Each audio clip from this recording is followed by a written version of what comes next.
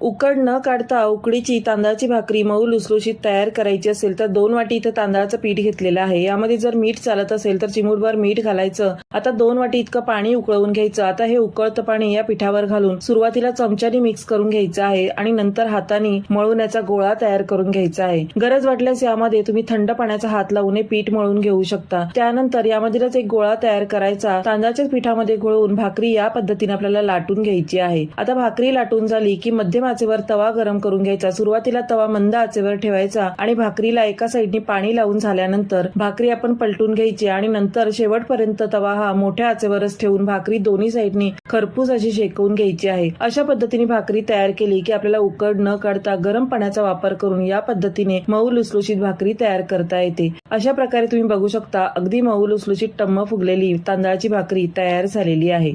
तर अशाच उपयुक्त रेसिपींसाठी चॅनलला सबस्क्राईब करा।